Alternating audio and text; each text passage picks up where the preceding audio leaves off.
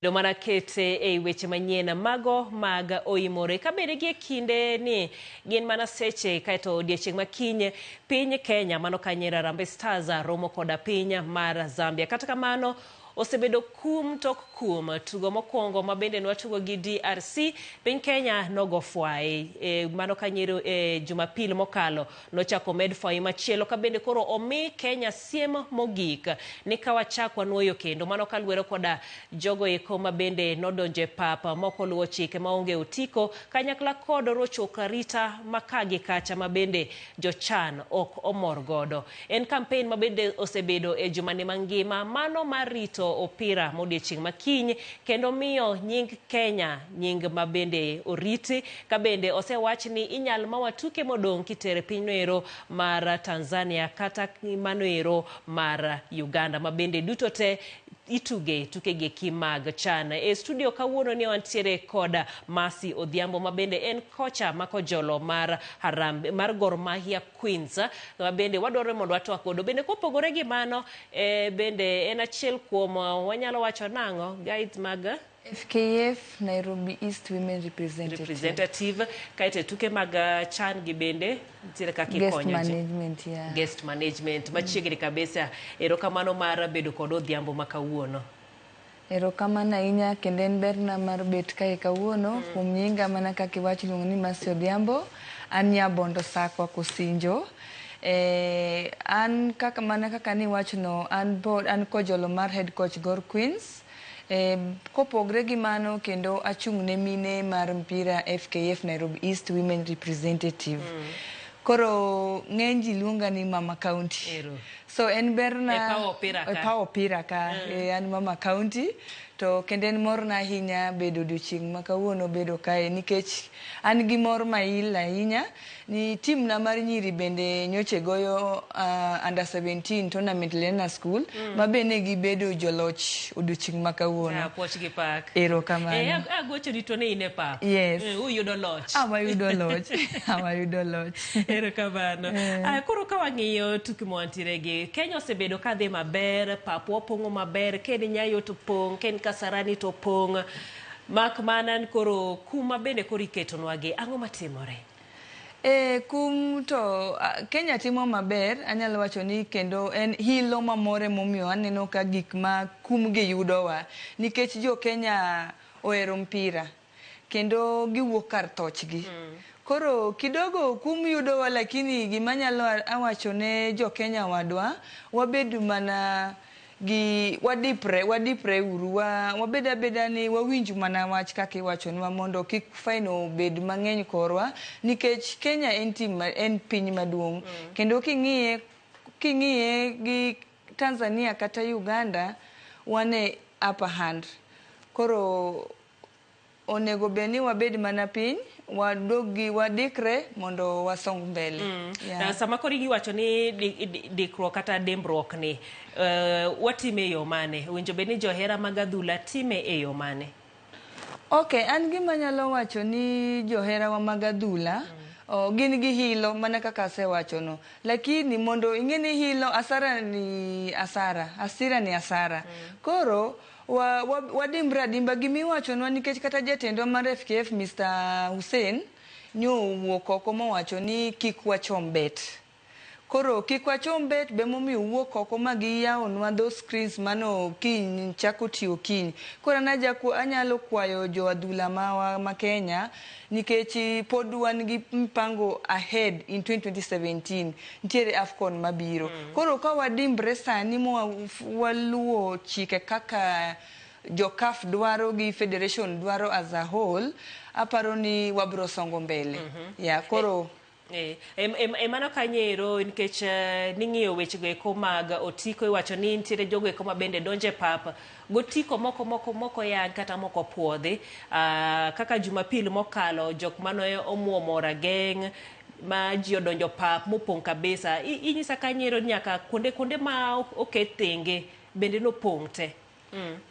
Mano to nyalo wacho ni jo korka ticketing bende aneno ka gima ntiere kuma ok gi lura tirono maber nikech jo Kenya bende ywak ni ka gidwaro ni koso margi mar biro e pap maonge tiket, but giwacho nang'o kiwinjo achiel kuom ariyo kuom jomobiro neno mpira giwacho ni ok giyud tiket. Sami yaw tiket ko yaw tiket kadong daka kidogo kidhi yaw tiket sold out. Koro kanyo be manyalo wacho ni nego bed ni wang'i adier nang'o momiyo tiket ni obedo sold out kapok jo Kenya otimruok nadi oyude mondo be wapunguza wach mar ni ji donje pap moko maonge tiket. Lakini masikini kata kamano ka onge otiko abire pap manyang'o. Nikech ing'eni winjo bed ni donjo ka intiere gotiko. Sama koro abiro ta onge otiko no, ok mano e gik makoro kelo ywaruok. Mano adiera ele momiyo bende atemo wacho ne be jo Kenya kionge tiket. Gima beno ka otimre maber, televisions mang'eny nyiso mipira. Kionge tiket we wuok oko ne kuma intie, nikech be wuok oko no eminyalo mirom gi gimok ni onegi rom godo. Koro anyalo mana be nyiso jo Kenya mohero adhula. Kionge tiket bede ot. Kendo aneno ka sirikal otimo maber gi jatendwa Hussein Mohamed ochiwo those televisions. Koro kiny area ma intiere kapo ni ntiere Babadogo ground anywhere ma intiere Jacaranda nitiere town nitiere to adhula bende mana kaka be jo Kenya wacho ni gigombo neno ber kineno kuma ji ng'enye koro mitne koro anyalo wacho ni bende sirikal bende koro temo koro wadhi uru kuonde moyaw nono kionge tiket to ka in gi tiket to wadonjuru e stadium chon imak kari irit mipira. Yes. To e mako kari no ero nitiere kuonde mopogore opogore ma oketenge e stadium. Nitiere kar jo regular, iwacho nitiere kuonde ka VIP. Okay, aparo ni gima nyalo wacho tickets go ki ondik gi ordinary nitiere kuma nitiere upper gi lower Kasarani. Nitiere kidonjo VIP 17 hapo 23 en ordinary, 24 bedo preserved VIP CAF VIP LOC kamano kadhi nyaka mbele. Koro be gima temo jiwo ni kamana discipline chakre in iwuon. King'eni in gi ja ordinary, in gi ticket mar ordinary, kindly in dhi ka ordinary, bed ka ordinary. To bende no wacho ni be jo officials maluwo wach mipira ni bende nitie barriers moko mabe onego bende gimedo keto e pap kanyo barriers moketo opogo between ordinary tickets na VIP nini station mondo kik jogo chikre ji chikre nyaka to but mano be pod dhi ni wan wawuon an personally onego beda ni gima timo ni ok ober. An ng'ama ng'ungu. Kati ndiko ordinary, jel we adhi ka ordinary. Bro kelo chik, bro kelo timbe, bro bedo mabeyo makata gik ma ineno fine mwayudo matindo tindogi, bro onge. Wan wawegi onego wachikre. Nikech sani welo ng'iyowa chana kaka timo gigi wacho ni nitiere kaka gipangre, nitiere gik ma ging'iyo. Kopogore gi weche gweko mag kaka japeny in koda an ma wachopo neno opira ywak bende nitiere e weche mag security arita ma bende nitiere pap kanyere nyawacho nang'o? Okay, arita mbe anyalo wacho ni anyalo wuoye wach ge mamoroko ni manyocha neno ka kendo kelo shida sana weche liche ka ema tulo ni ne nitiere. Koro an kaka nantiere kanyo an gima no wanyalo wacho ni sympathize ni jo officials mar FKF gi serikal as a whole kor ka security ka bonego gimed jiwo matek kata ka ginyalo medo kata joka wanyeso med mang'eny bed gi stewards bro bedo maber nikech be kata kane wadhi training no konwa ni you should not use the excessive force. Koro muyo kata jo stewards ng'iya gi wangi iwinjo. Koro mano be gima sama gineno ka koro ji chikre donjo ka kaka chieng' mar game mar Cameroon ne tek Mamoroko no sorry ne tek nikech omiyo gichikre ka gidonjo to be osenyiswa kacha nang'owa okenogi be ni tiyo gi nguvu matek koro ging'iyo katimruok nade kaka ji donjo nikech dhano ka be koro ng'eny to utin to watin koro mane manyalo wacho ni pod wach doknwa mana wan wawegi joneno mag adhula wan wawegi mag jo adhula marwa magirwa wan gi hilo kendo wan gi mor mang'eny sana nikech obire dalawa to be wan gi teko mar timo gimoro amora as Kenya. Koro walos girwa, wadimbre uru, ken mpira no kari monego bed ni bete dhi bed gi yo maber. Masi ang'e ni tok opira ka opira udonje gimiluongo ni debrief. Ichaki ing'iyane to obedo nade, gi ang'o gini mowinjo bed ni waloso.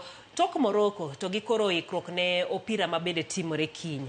Gik manotimore tugo ma Jumapil mokalo. Gin ikruok mage ang'o mopogore mabende udhi timo e tugo makiny?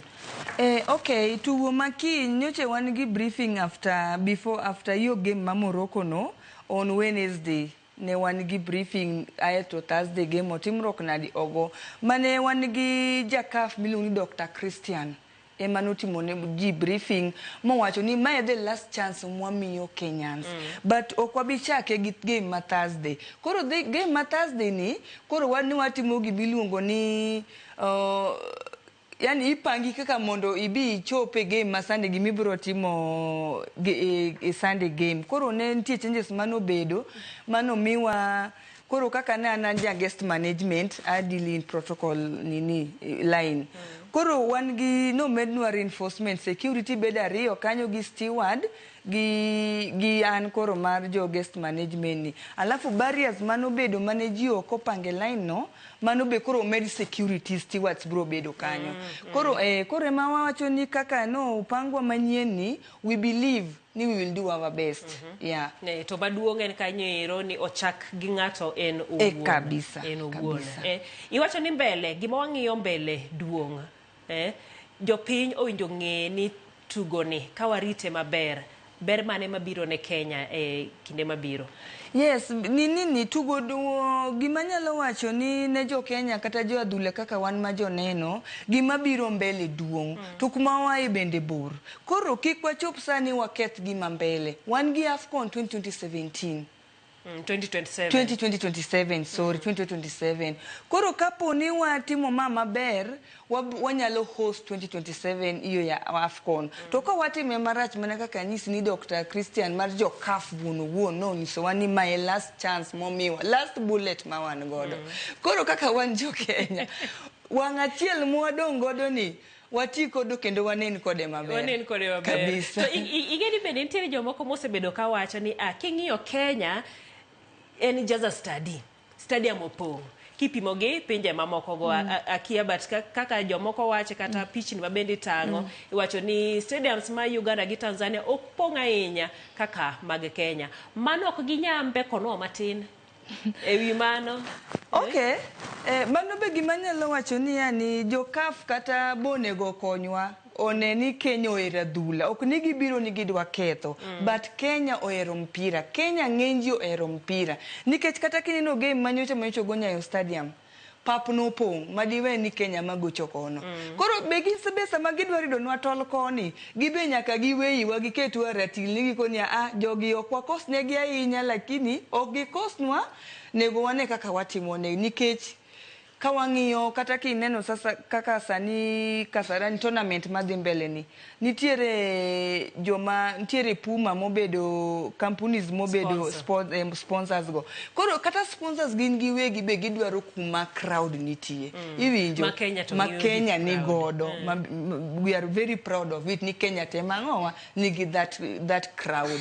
Koro gimanyalo neno ni gibe koni gikonywa lakini jo Kenya wabe wadimbre. Ng'ato otim kare.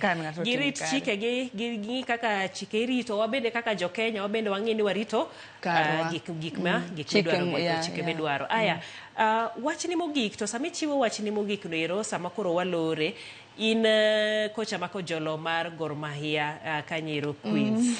Waneno kaka stadium opong' sani.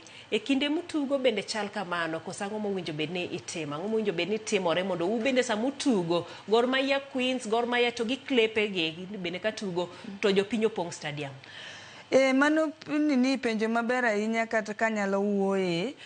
Gima neno masani momiyo bende papong' ahinya. Anyalo wacho ni chance sani imiyo vijende mabiro nikech ino kata kaka Harambee Stars team matugo sani ni gin nyithindo ng'enygi giwuok e local clubs. Koro gima nyalo kaka gichako biro gi ilo maiso ni koro mpira machon cha dwe chako duogo. To kochako duogo wanyaka gi piny kaka an achung' ne branch level. Iwinjo. Koro ma akwayo bende jo neno tete kata jo eradhula matete kata sponsors bendo come in level branch level mondo ingeni sponsor kantiere kamoro luongo ber bire luongo ji emitne bende.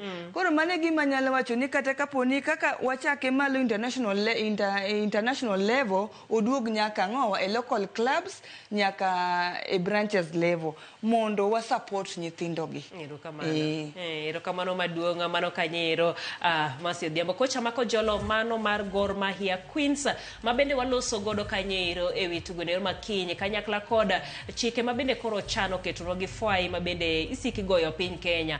Kwayo maduong' en ni kiny walu chike jogo eko mabende ntiere go tiko ma oyudi e mbui ema chope pap jogo eko mabende dong piny owacho oseketo tipo television kuonde mopogore opogore e boma ma Nairobi kata kuminyalo nene mopogore kod chope pap kanyero nikech gik ma ong'iyo mbele kendie ng'eny kendo odhuro. Erokamano maduong' Mercy kuom bedo kodwa.